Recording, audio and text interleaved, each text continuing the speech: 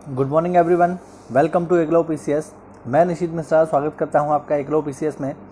और बच्चों, आज हम पढ़ने वाले हैं 10 जून 2020 के टॉप 10 करंट क्वेश्चंस। तो आज हम पढ़ेंगे 10 जून से जुड़े हुए 10 अति महत्वपूर्ण प्रश्न जो कि करंट अफेयर से होंगे। और अगर आपको ये वीडियो अच्छा लगे तो वीडियो को लाइक करें, और अगर आप हमसे जुड़ना चाहते हैं तो हमारे चैनल को सब्सक्राइब करें। और अगर आप इस वीडियो लेक्चर की पीडीएफ प्राप्त करना चाहते हैं तो टेलीग्राम एप्लीकेशन में जाकर के एकलव्य पीसीएस को सर्च कीजिए और वहाँ इसे ज्वाइन कर लीजिए। वहाँ ये पीडीएफ आपको पर डे फ्री में मिल जाती है। तो चलिए बिना किसी देरी के शुरू करते हैं। यहाँ पर देखिए क्वेश्चन नंबर 1। मशहूर शायर और गीतकार जावेद अख्तर प्रतिष्ठित रिचर्ड डॉकिंसन पुरस्कार से सम्मानित होने वाले कौन से भारतीय बन गए हैं? मशहूर शायर और गीतकार जावेद अख्तर प्रतिष्ठित रिचर्ड डॉकिंस पुरस्कार से सम्मानित होने वाले कौन से भारतीय बन गए हैं? तो विद्यार्थियों, ये सवाल बहुत ही ज़्यादा इंपॉर्टेंट है, इसको ध्यान रखिएगा, एग्जाम में आपसे बिल्कुल पूछा जा सकता है।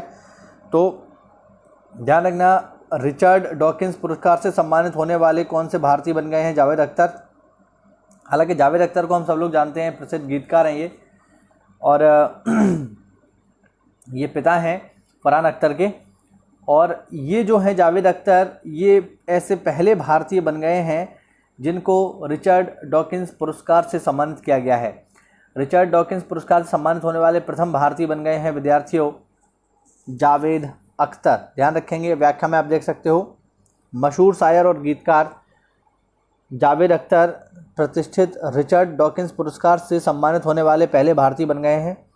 इस पुरस्कार को प्रतिवर्ष अंग्रेजी विकासवादी जीव विज्ञानी रिचर्ड डॉकिंस के नाम पर दिया जाता है। अच्छा, इसके बारे में कुछ एडिशनल जानकारी मैं आपको और दे दूं कि अगर कोई पूछे इसको कौन देता है, इस पुरस्कार को देने वाली संस्था कौन है, तो इसको देती है एथीस्ट अलायंस ऑफ अमेरिका। एक एनजीओ है जिसका नाम है atheist alliance of America. Atheist alliance of America नाम का एक एनजीओ है। एनजीओ मतलब नॉन गवर्नमेंट ऑर्गेनाइजेशन। तो एक गैर सरकारी संगठन है जिसका नाम है एथीस्ट अलायंस ऑफ अमेरिका। ये इस पुरस्कार को देता है, और ये पुरस्कार जो है दिया जाता है उन लोगों को जो धर्मनिरपेक्षता को बढ़ावा देते हैं, इसके अलावा मानव विकास के क्षेत्र में कुछ कार्य करते हैं, इंसानियत को बढ़ाने के लिए अपने स्तर पर कुछ प्रयास करते हैं। ऐसे लोगों को दिया जाता है ये रिचर्ड डॉकिंस पुरस्कार। ठीक है, तो काफ़ी इम्पोर्टेंट है, और अभी तक ये किसी भारतीय को नहीं मिला था, लेकिन अब मिल गया है। तो जावेद अख्तर जो है ऐसे पहले भारतीय बन गए हैं जिनको ये अवार्ड मिला है। तो काफ़ी इंपॉर्टेंट हो जाता है, ध्यान रखिएगा, एग्जाम में बिल्कुल आपसे पूछा जाएगा। चलिए बढ़ते अगले प्रश्न की ओर।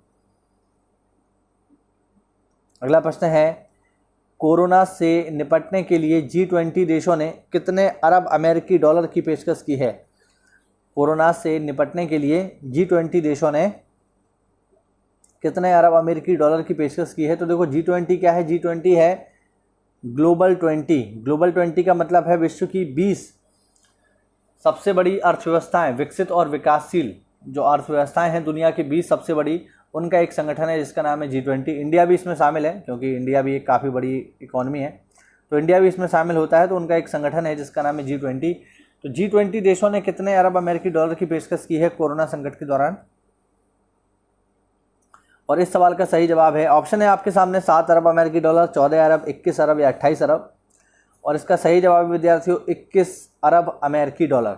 कोरोना से निपटने के लिए G20 देशों के समूह ने 21 अरब अमेरिकी डॉलर की पेशकश की है। अच्छा, ये जो मुद्रा है या ये जो पैसे हैं 21 अरब डॉलर, ये किसको दिए जाएंगे? तो आप देख सकते हो यहाँ पर, ये जो है दिए जाएंगे IMF यानी अंतर्राष्ट्रीय मुद्रा कोष, इंटरनेशनल मॉनिटरी फंड और वर्ल्ड बैंक को। ध्यान रखिएगा, ये जो पैसे हैं 21 अरब डॉलर, ये दिए जाएंगे IMF और वर्ल्ड बैंक को।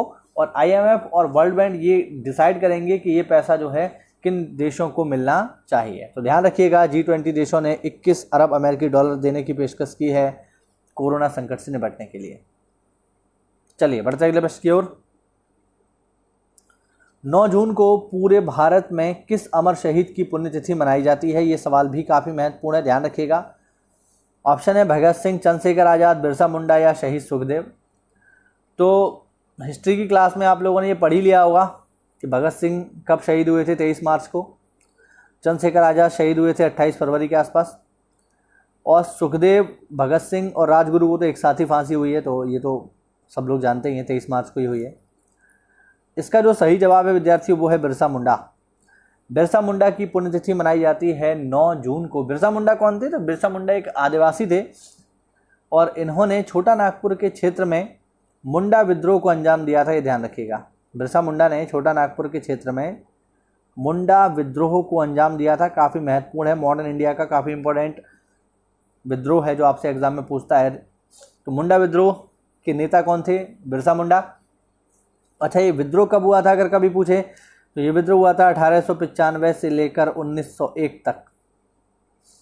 1895 से लेकर 1901 तक की अवधि के बीच चला है बिरसा मुंडा का मुंडा विद्रोह और काफ़ी महत्वपूर्ण विद्रोह था।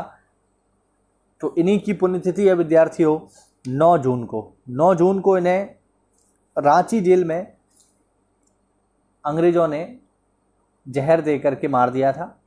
हालांकि कुछ लोग ये भी कहते हैं कि अंग्रेज़ों ने जहर नहीं दिया था, इनकी मृत्यु हैजा की वजह से हो गई थी। तो फिलहाल रीज़न जो भी रहा हो, कुल मिला के 9 जून को इनकी मृत्यु हो गई और ये स्वर्गवासी हो गए। तो इन्हीं की पुण्यतिथि है, ध्यान रखिएगा, काफ़ी महत्वपूर्ण बात है। चलिए बढ़ते अगले प्रश्न की ओर। अगला प्रश्न है, एस्ट्राजेनेका कंपनी ने कोरोना वैक्सीन की कितने अरब डोज बनाने के लिए सीरम ऑफ इंडिया के साथ करार किया है? एस्ट्राजेनेका कंपनी ने कोरोना वैक्सीन की कितने अरब डोज बनाने के लिए सीरम ऑफ इंडिया के साथ समझौता किया है? ऑप्शन है 1 अरब, 2 अरब, 3 अरब या 5 अरब। तो इसका सही जवाब है विद्यार्थियों 2 अरब डोज बनाने के लिए समझौता किया गया है एस्ट्राजेनेका कंपनी का सीरम इंस्टीट्यूट ऑफ इंडिया के साथ। आप देख सकते हो व्याख्या में, एस्ट्राजेनेका कंपनी ने हाल ही में कोरोना वैक्सीन की 2 अरब डोज बनाने के लिए सीरम इंस्टीट्यूट ऑफ इंडिया के साथ समझौता किया है। तो ध्यान रखेंगे, एस्ट्राजेनेका कंपनी ने कोरोना वैक्सीन की 2 अरब डोज बनाने के लिए किसके साथ समझौता किया है? सीरम इंस्टीट्यूट ऑफ इंडिया के साथ। चलिए बढ़ते अगले प्रश्न की ओर। कुछ दवाओं के आयात नियमों में ढील देने के लिए किसने अधिसूचना जारी की है? ठीक है, कुछ दवाओं के आयात में ढील देने के लिए किसने अधिसूचना जारी की है? Option NITI Aayog, supreme court, high court या केंद्र सरकार। तो विद्यार्थियों, आयात और निर्यात के जो नियम होते हैं ये कोर्ट डिसाइड नहीं करता है, ये डिसाइड करती है सरकार। तो इसका सही जवाब है केंद्र सरकार। केंद्र सरकार का ये फैसला है कि कुछ दवाओं की आयात को लेकर जो नियम है उनको थोड़ा इजी बनाया जाए कोरोना संकट के दौरान। आप देख सकते हो व्याख्या में, केंद्र सरकार ने हाल ही में कुछ दवाओं के आयात नियमों में ढील देने के लिए दवाओं के आयात नियमों में ढील देने हेतु अधिसूचना जारी की है, जिसका उद्देश्य कोरोना वायरस के इलाज के लिए प्रायोगिक दवाई बनाना है। ठीक है, तो केंद्र सरकार ने कुछ दवाओं के आयात में जो नियम है उनमें छूट दे दी है। अगला सवाल काफ़ी महत्वपूर्ण है। Mohammed Arkab Organization of petroleum exporting Countries, Mohammed Arkab Organization of petroleum exporting Countries के वर्तमान अध्यक्ष हैं। यहाँ बात हो रही है, देखो ओपीईसी की, ये बात हो रही है किसकी? OPEC, organisation of petroleum exporting countries, इसे बोलते हैं हम ओपेक। तो ओपेक के जो वर्तमान अध्यक्ष हैं वो है मोहम्मद अरकब। ये बताना चाह रहा है ये प्रश्न कि ओपीईसी के वर्तमान अध्यक्ष हैं मोहम्मद अरकब। अब प्रश्न ये है कि ओपीईसी के जो वर्तमान अध्यक्ष मोहम्मद अरकब बने हैं ये किस देश के तेल मंत्री भी हैं, ये आपसे पूछ रहा है। यानी बेसिकली ये किस देश से जुड़े हुए हैं, ये सवाल है आपका। ऑप्शन है ओमान, अल्जीरिया, रूस या अमेरिका। तो मैं आपको बता दूं, मोहम्मद अरकब जो ओपीईसी के वर्तमान में अध्यक्ष हैं ये अल्जीरिया के तेल मंत्री हैं, यानी अल्जीरिया के नागरिक हैं और वर्तमान में ओपीईसी के हेड हैं, ओपीईसी के अध्यक्ष हैं। ओपीईसी क्या है? ओपीईसी है organisation of petroleum exporting countries, यानी तेल निर्यातक देशों का समूह। ऐसे देश जिनकी अर्थव्यवस्था का मुख्य आधार तेल है, जो तेल को बेच करके पैसा कमाते हैं, उनका एक संगठन है जिसका नाम है ओपीईसी। ठीक है, ओपीईसी की स्थापना जो है आप देख सकते हो। ओपेक के वर्तमान अध्यक्ष अल्जीरिया के तेल मंत्री मोहम्मद अरकब हैं। ओपेक का मुख्यालय वियना, ऑस्ट्रिया में है। दुनिया के जिन देशों से तेल निकाला जाता है उन देशों ने मिलकर इस संगठन को बनाया है। इसकी स्थापना हुई थी 1963 में, ध्यान रखिएगा। ओपेक की स्थापना हुई 1963 में और इसका मुख्यालय किधर है, तो वियना में है, ध्यान रखना, ठीक है। और स्थापना हुई थी इसकी बगदाद में, स्थापना हुई है बगदाद में, लेकिन हेडक्वार्टर कहाँ पर है, वियना ऑस्ट्रिया में, ध्यान रखिएगा। और ओपेक है दुनिया के तेल निर्यातक देशों का समूह जिसके वर्तमान अध्यक्ष हैं मोहम्मद अरकम। चलिए बढ़ते अगले प्रश्न की ओर। निम्न में से कौन सी यूनिवर्सिटी वैक्सीन AZD एक वैक्सीन है जिसका नाम है AZD 1222, तो कौन सी यूनिवर्सिटी वैक्सीन AZD 1222 का दूसरे और तीसरे चरण का ट्रायल कर रही है या उसका ट्रायल जारी किया है? कौन सी यूनिवर्सिटी ने वैक्सीन AZD 1222 का दूसरे तथा तीसरे चरण का ट्रायल जारी किया है? Option London university, California university, Australia university या ऑक्सफोर्ड यूनिवर्सिटी। और इसका सही जवाब है बच्चों ऑक्सफोर्ड यूनिवर्सिटी। इसका सही जवाब है ऑक्सफोर्ड यूनिवर्सिटी। ऑक्सफोर्ड यूनिवर्सिटी ने ये ट्रायल जारी किया है, आप देख सकते हो।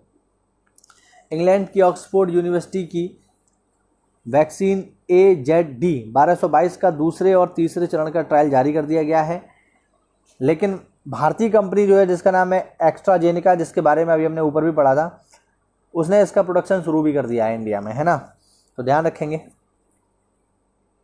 चलिए बढ़ते अगले प्रश्न की ओर। SBP की एक रिपोर्ट के अनुसार वर्ष 2020 में किस देश में महंगाई की दर दुनिया में सबसे अधिक रहने वाली है? SBP की एक रिपोर्ट के अनुसार वर्ष 2020 में वो कौन सा देश होगा जिसकी महंगाई दर दुनिया में सबसे ज़्यादा होगी? कोरोना संकट के दौरान आप देख ही रहे हो अर्थव्यवस्थाएं जो है बहुत ज़्यादा मुश्किल में है, डगमगा रही हैं, तो ऐसे में वो कौन सा देश होगा जहां की महंगाई दर सबसे अधिक होगी? ऑप्शन है जापान, चीन, भारत या पाकिस्तान। और इस सवाल का सही जवाब है हमारा प्यारा पड़ोसी पाकिस्तान। पाकिस्तान की महंगाई दर सबसे ज़्यादा रहेगी 2020 में, ऐसा बता रही है SBP की एक रिपोर्ट, आप देख सकते हो व्याख्या में। SBP की एक रिपोर्ट के अनुसार वर्ष 2020 में पाकिस्तान में महंगाई दर दुनिया में सबसे अधिक रहने वाली है। SBP के अनुसार इस वर्ष पाकिस्तानी रुपए में विश्व भर के अन्य देशों की अपेक्षा सबसे ज़्यादा गिरावट देखने को मिली है। तो ऑब्वियस सी बात है, मुद्रा का मूल्य अंतर्राष्ट्रीय स्तर पर गिरेगा तो उस देश में महंगाई आएगी, सीधी सी बात है ये।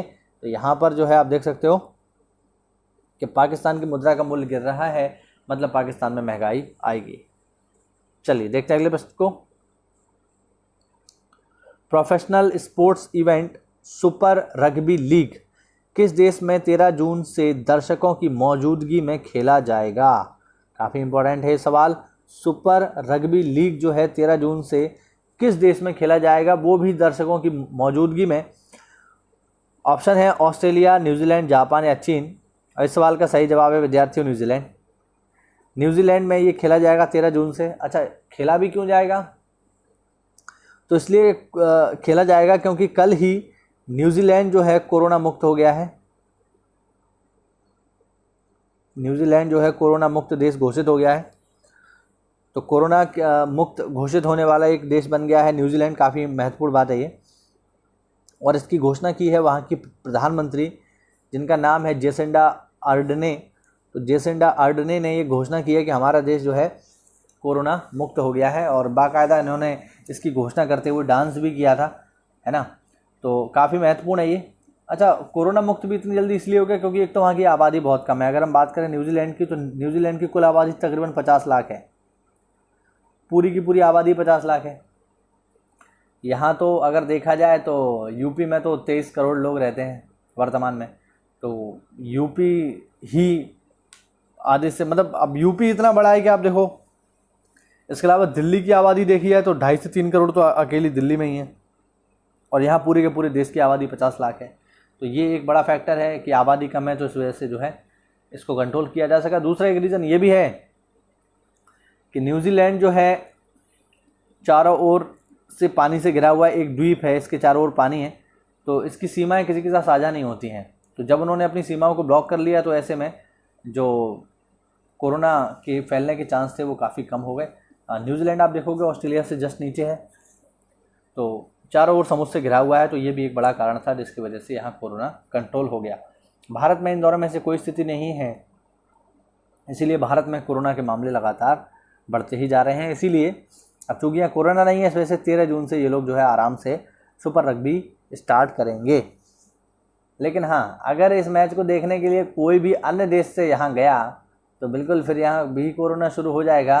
तो मुझे लगता है ये लोग इस प्रकार का नियम बनाएंगे कि हमारे यहाँ कोई विदेशी या किसी अन्य देश का नागरिक मैच देखने ना आए, मुझे ऐसा लगता है। फिलहाल चलिए देखते हैं आज के लिए अंतिम सवाल। ऑस्ट्रेलिया क्रिकेट टीम के किस पूर्व कप्तान को ऑर्डर ऑफ ऑस्ट्रेलिया के सामान्य डिवीज़न में अधिकारी नियुक्त किया गया है? ऑस्ट्रेलिया क्रिकेट टीम के किस पूर्व कप्तान को ऑर्डर ऑफ ऑस्ट्रेलिया के सामान्य डिवीज़न में अधिकारी नियुक्त किया गया है? ऑप्शन है Andrew Symonds, Michael Clarke, Paul Collingwood या कोरी एंडरसन। और इस सवाल का सही जवाब है बच्चों माइकल क्लार्क। माइकल क्लार्क को ऑस्ट्रेलिया क्रिकेट टीम के ऑर्डर ऑफ ऑस्ट्रेलिया के सामान्य डिवीज़न में अधिकारी नियुक्त किया गया है। तो ये थे बच्चों हमारे टॉप 10 करंट क्वेश्चंस जो कि जुड़े हुए थे 10 जून से। उम्मीद करता हूँ वीडियो में आपको कुछ नई जानकारी मिली होगी। तो अगर ऐसा है तो हमारे चैनल को सब्सक्राइब करना ना भूलें, वीडियो को लाइक करें, और जैसा कि मैंने बताया अगर आप PDF प्राप्त करना चाहते हैं तो ज्वाइन करें हमारा टेलीग्राम चैनल। मिलते हैं अगली क्लास में, तब तक के लिए स्टे होम, स्टे सेफ। जय हिंद, जय भारत।